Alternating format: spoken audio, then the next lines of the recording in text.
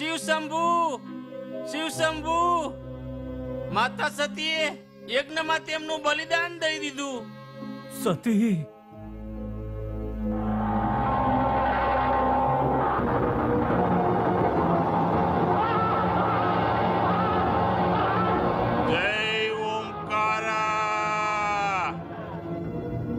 વીરભદ્ર, દક્ષનો યજ્ઞ નષ્ટ કરી નાખો.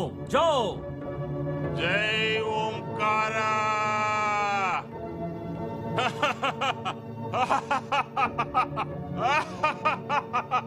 જય ઓમકારા.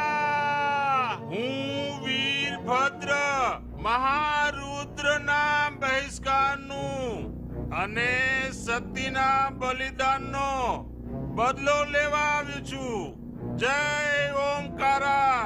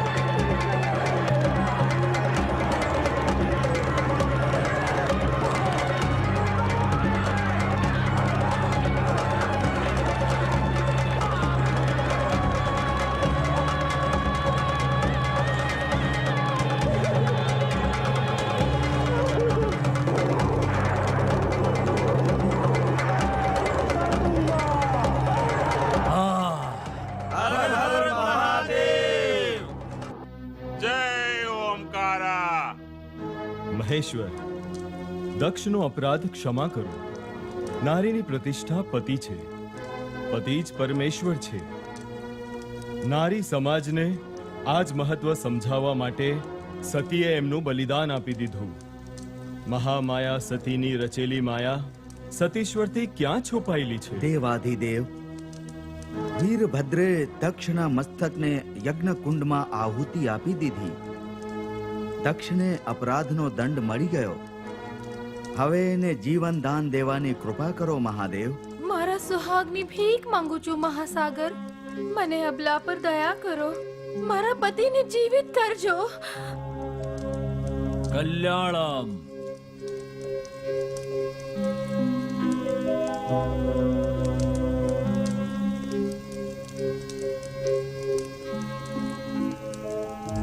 હું ના સમજ્યો, ક્ષમા કરો. હું કુબુદ્ધિ વાળો અહંકારમાં આવીને તમારું અપમાન કરી બેઠો. પિતા થઈને દીકરીનું બલિદાન દેવડાવ્યું. સતેશ્વર, મારા પર દયા કરો, ક્ષમા કરો અને યજ્ઞ પૂરો કરવાની કૃપા કરો. પ્રજાપતિ, બધી કામનાઓની સિદ્ધિ માટે તમને યજ્ઞનું ઉત્તમ અને સંપૂર્ણ ફળ આપી દીધું.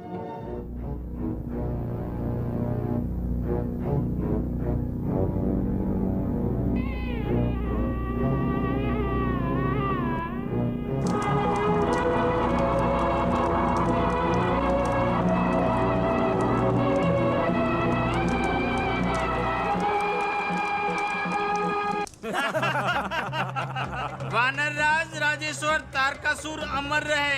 અમર રહે. ના પત્ની રહી, ના શંકરને પુત્ર થશે, ના મારી મૃત્યુ થશે. હું અમર છું. સર્જનહાર, દુષ્ટ દાનવ તડકાસુરે દેવલોક છીનવી લીધું છે. બધા દેવતાઓ મોડું છુપાવીને અહીંયા ત્યાં ભટકી રહ્યા છે. એ અધર્મી ધર્મનો નાશ કરવા માંગે છે. ધર્મનો નાશ? નારાયણ નારાયણ. તારકાસુરનો અંત નજીક છે. વરદાન પામ્યા પછી પણ તેને મૃત્યુ શિવપુત્રથી નિશ્ચિત છે. શિવપુત્ર? ગોટાળો, ગડબડ ગોટાળો. વિધાતા સપનું જોઈ રહ્યા છો? આ સપનું નથી નારદ. તો શું છે? ભૂતનાથ તો સતીના વિયોગમાં વૈરાગ્યનો દંડ કમંડલ લઈને સમાધિમાં લીન થઈ ગયા છે. ભલું આવા વૈરાગી અને વિદુરને પુત્ર ક્યાંથી થશે? સતીએ મહારાજા હિમાચલને ત્યાં શક્તિ પાર્વતીના રૂપમાં અવતાર લીધો છે નારદ. શિવ પાર્વતી વિવાહ વિધિનું વિધાન છે. ઘોટાળા ઉપર ઘોટાળો. એક પાર્વતી હોય તો માનવાની વાત છે, પરંતુ ત્યાં તો ભૂતનાથ સાથે વિવાહ કરવા માટે હિમાચલની બંને પુત્રીઓ પ્રણ લઈને બેઠી છે. બંને પુત્રીઓ? હા, ગંગા અને પાર્વતી. પાર્વતી થોભી જા. ભાગીને ક્યાં જઈશ? હવે પકડું છું. હવે તારા હાથમાં નહીં આવું. કેમ? કૈલાશ નથી જવું? જઈશ પણ મારા મનથી. મારી સાથે નહીં. નહીં નહીં નહીં. કેમ શંકરનું દર્શન નહીં કરીશ? કરીશ પણ મારી ઈચ્છાથી. નહીં, તારે મારી સાથે આવવું જ પડશે. હું તારી સાથે નહીં આવું. તારી સાથે નહીં આવું. ક્યારે નહીં આવું? ક્યારે નહીં આવું? હું જાઉં છું. ગંગા, પાર્વતી, અરે જ્યારે જુઓ ત્યારે તમે બંને ધમાચકડી મચાવતા જ રહો છો. પાર્વતી મારી સાથે કેમ નથી આવતી માં? કેમ આવું? ગંગા ઢીલી છે પાર્વતી. સાથે ચાલી જા બેટી. ના માં. કેમ? લાજ આવી છે. નારાયણ નારાયણ. એક હઠીલી, એક લજીલી, બંનેની મનોકામના એક છે. પતિ પરમેશ્વર. હર હર મહાદેવ. બંનેના એક જ પતિ? આવું કેમ હોઈ શકે? અમારા માટે તો બંને એક સરખા. કોને સમજાવવા કોને નહીં મુનિરાજ? સમસ્યા ઊભી થઈ ગઈ છે. આ સમસ્યા ગંગા જ હલ કરી શકે છે.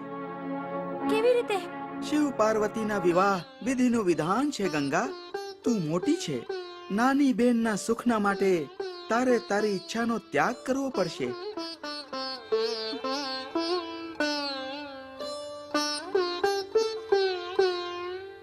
પાર્વતીના સુખોના માટે હું મારી ઈચ્છાનો ત્યાગ કરીશ. હિમાચલ રાજ, ગંગાનો ત્યાગ ચિંતાનો વિષય નથી, પરંતુ ભૂતનાથ જે સતીના વિયોગમાં વૈરાગ્ય લઈને સમાધિષ્ઠ થઈ ગયા છે, એમના મનમાં પાર્વતીના પ્રત્યે અનુરાગ ઉત્પન્ન કરવા માટે, એમને ગ્રહસ્થીમાં આસક્ત કરવા માટે પ્રસન્ન કરવા વિચારવા જેવું છે. મહાયોગેશ્વરને તપ વ્રતથી પ્રસન્ન કરીશ. તું આ તારી કોમળ કાયા તપના કઠોર કષ્ટ કેવી રીતે સહન કરીશ? માં, છતાં પણ અડબંગ હઠયોગી પ્રસન્ન નહીં થયા તો? આદિશક્તિના અવતાર પાર્વતી પર વિશ્વાસ રાખો. સિદ્ધિ પ્રાપ્તિના પંચાક્ષર મંત્ર છે. ઓમ નમઃ શિવાય. ઓમ નમઃ શિવાય.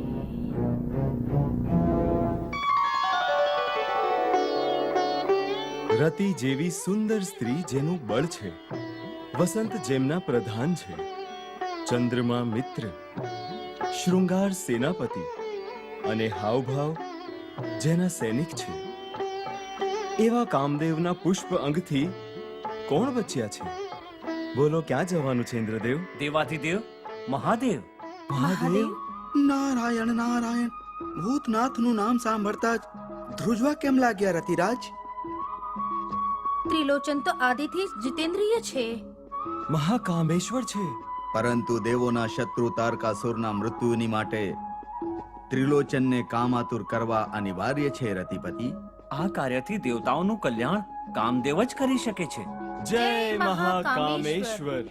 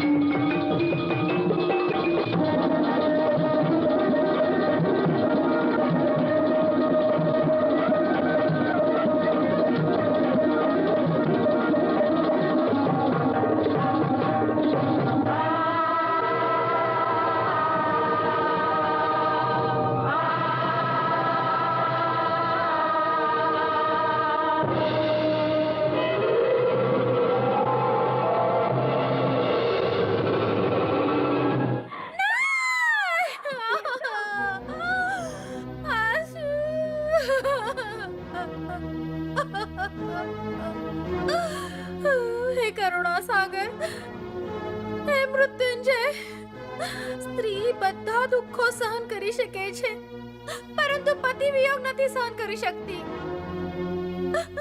હે પ્રભુ, મારા પતિને જીવન દાન આપો, નહીં તો મારા પણ પ્રાણ લઈ લો. વિયોગથી વ્યાકુળ ન થાઓ રતિ. કામદેવ વગર શરીર અનંગ નામથી હંમેશા રહેશે, પરંતુ સદેહ પતિ તને દ્વાપરમાં મળશે.